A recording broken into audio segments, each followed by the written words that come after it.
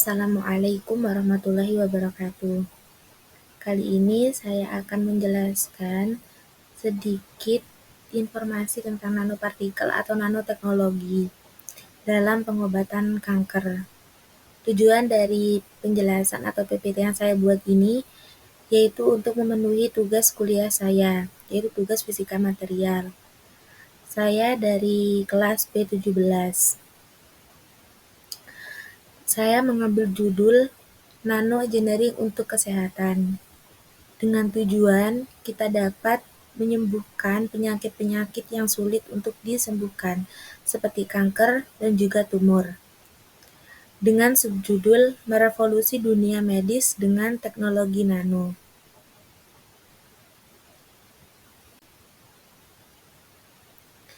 Untuk selanjutnya, sebelumnya kita harus lebih memahami apa sih itu nanoteknologi. Nanoteknologi adalah cabang ilmu yang mempelajari manipulasi materi pada skala nanometer atau 1 nanometer sama dengan sepermiliar meter. Jika diibaratkan, itu seperti sebuah bola yang berdiameter 1 nanometer, lalu bandingkan dengan bola tenis, maka bola nano itu akan sekecil butiran pasir dibandingkan dengan bola tenis tersebut. Seperti contoh dalam objek sehari-hari, yaitu diibaratkan seperti rambut manusia. Lebar rambut manusia sekitar 80.000 hingga 100.000 nanometer. Jadi, jika kita membagi lebar rambut menjadi 100.000 bagian, maka setiap bagiannya adalah sekitar 1 nanometer. Selanjutnya, revolusi medis dengan nanoteknologi. Di sini terdapat penjelasan jika dalam modifikasi permukaan nanopartikel. Bisa dilihat pada slide, nanopartikel dilapisi dengan molekul khusus yang disebut ligan. Ligan inilah yang dirancang untuk mengenali reseptor spesifik yang banyak terdapat pada permukaan sel kanker. Selanjutnya, ada penargetan sel kanker. Setelah disuntikkan ke dalam tubuh, nanopartikel akan bersirkulasi dalam aliran darah. Ketika nanopartikel bertemu dengan sel kanker, ligan pada permukaan nanopartikel akan berkaitan dengan reseptor spesifik pada sel kanker. Selanjutnya ada internalisasi. Setelah terikat, nanopartikel akan masuk ke dalam sel kanker melalui proses yang disebut endositosis. Selanjutnya, pelepasan obat. Di dalam sel kanker, nanopartikel akan melepaskan obat anti kanker yang dibawanya. Obat ini kemudian akan membunuh sel kanker secara efektif. Efektivitas yang sangat tinggi. Obat anti kanker itu dapat diantarkan langsung ke sel kanker, sehingga dosis yang dibutuhkan lebih rendah dan efek samping pada sel sehat dapat diminimalkan.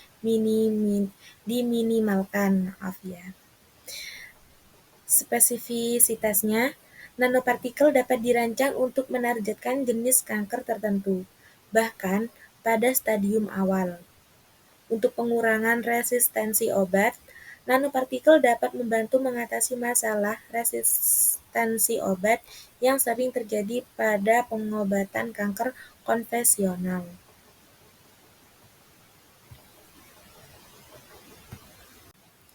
Untuk selanjutnya terdapat sifat unik material nano. Bayangkan tubuh kita seperti sebuah kota yang sangat besar, dan sel kanker adalah sekelompok rumah yang terbakar di sudut kota. Maka, untuk memadamkan api tersebut, kita membutuhkan pemadam kebakaran yang sangat spesifik. Maka mereka harus bisa menemukan rumah yang terbakar dengan tepat dan masuk ke dalam rumah dan juga memadamkan api tanpa merusak rumah-rumah yang ada di sekitarnya. Dan nanopartikel ini diibaratkan seperti pemadam kebakaran yang sangat efektif, yang dimana mereka akan memadamkan api tanpa merusak rumah-rumah yang ada di sekitarnya. Dengan ukuran yang sangat kecil, sama seperti pemadam kebakaran yang bisa masuk ke celah-celah sempit. Maka nanopartikel yang sangat kecil ini bisa dengan mudah menembus jaringan tubuh dan mencapai sel kanker yang tersembunyi. Selanjutnya permukaannya yang luas.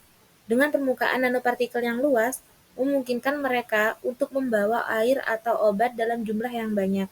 Hal ini seperti pemadam kebakaran yang membawa tangki yang sangat besar yang berisikan air untuk memadamkan api. Selanjutnya, dapat dimodifikasi. Nanopartikel ini bisa dimodifikasi dengan berbagai macam molekul atau ligan yang berfungsi seperti alamat untuk mengenali sel kanker. Hal ini seperti memberi tanda khusus pada pemadam kebakaran agar mereka langsung menuju ke rumah yang terbakar. Selanjutnya dapat dikontrol. Kita bisa mengkontrol kapan dan di mana nanopartikel melepaskan air atau obat. Hal ini seperti mengatur kapan kita akan menyemprotkan air yang diaktifkan, sehingga obat hanya dilepaskan saat mencapai target.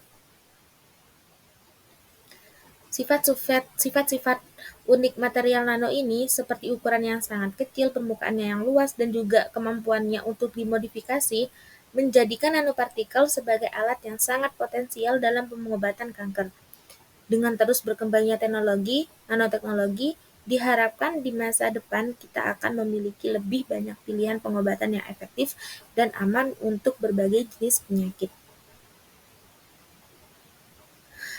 Seperti diibaratkan dalam hal lain, yaitu seperti contoh, nanopartikel sebagai sebuah roket yang kecil yang membawa bom atau obat untuk menghancurkan sel kanker. Maka roket ini sangat kecil dan lincah sehingga bisa mencapai target dengan sangat akurat. Selain itu, roket ini juga dilengkapi dengan sistem navigasi yang sangat canggih, sehingga tidak akan menyerang sel yang sehat. Selanjutnya, mengatasi tantangan nanoteknologi dalam medis. Meskipun nanoteknologi menawarkan potensi yang besar dalam medis, terdapat beberapa tantangan yang signifikan yang perlu diatasi. Yang pertama, toksisitas. Interaksi dengan tubuh, nanopartikel dapat berinteraksi dengan berbagai organ dan sistem dalam tubuh, yang dapat memicu respon imun atau bahkan kerusakan jaringan. Dengan akumulasi, ada kekhawatiran bahwa nanopartikel dapat terakumulasi dalam bentuk yang menyebabkan efek jangka panjang yang belum diketahui. Selanjutnya, biodistribusi. Jalur distribusi yang dimana memahami bagaimana nanopartikel didistribusikan dalam tubuh setelah injeksi merupakan hal yang kompleks. Faktor-faktor seperti ukuran, bentuk, dan pelapis nanopartikel dapat mempengaruhi distribusi ini. Meskipun nanopartikel dirancang untuk menargetkan sel kanker, seringkali terjadi distribusi yang tidak merata sehingga efektivitas terapi berkurang. Selanjutnya, produksi massal. Menghasilkan nanopartikel dalam jumlah besar dengan kualitas dan ukuran yang seragam merupakan tantangan yang signifikan. Proses produksi nanopartikel masih relatif mahal yang dapat menghambat aksesibilitas teknologi ini. Selanjutnya, regulasi. Perlu adanya standar keamanan yang jelas dan komprehensif untuk memastikan keamanan penggunaan nanopartikel dalam produk medis.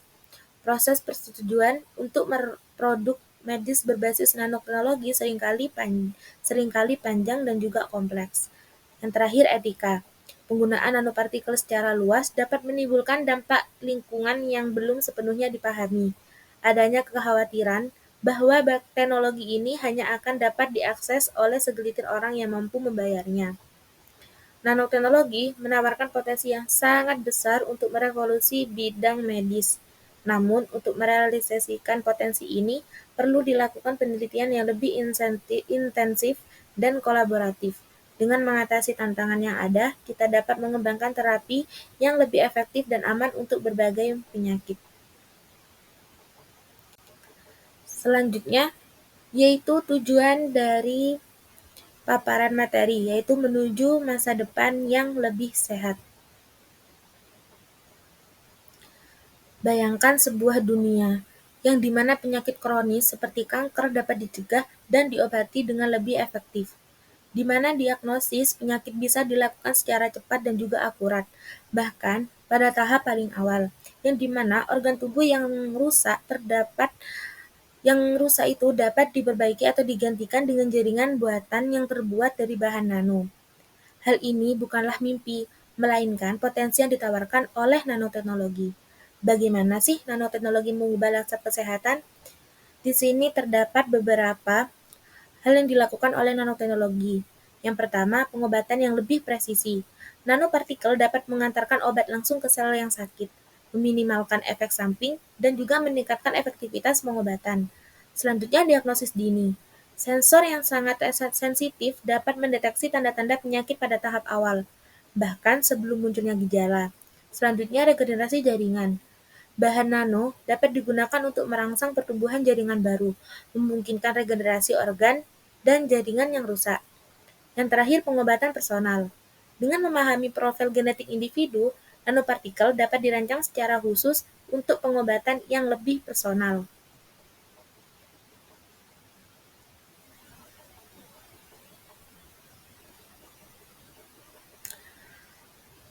Tujuannya sebenarnya yaitu agar menginspirasi teman-teman untuk dan juga mendorong dalam pengembangan nanoteknologi ini dan juga memberikan gambaran yang jelas tentang potensi nanoteknologi dan mengajak teman-teman untuk berpartisipasi dalam membangun kesadaran dan juga dukungan yang lebih luas dalam pengembangan nanoteknologi ini agar dapat membantu untuk meminimalkan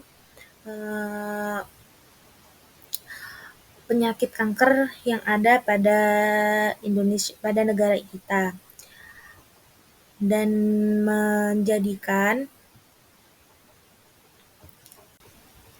sedikit melanjutkan dari slide sebelumnya, yaitu untuk menuju masa depan yang lebih sehat. Saya di sini mengambil dari beberapa referensi. Yang pertama yaitu dari artikel yang berjudul Peranan Nanopartikel dalam Penatalaksanaan Kanker di Era Targeting Terapi, dari Neliti yang memberikan gambaran umum tentang bagaimana sih nanopartikel ini dapat meningkatkan bioavailabilitas dan distribusi obat, serta memperbaiki targeting dan relasi obat ke sel tumor.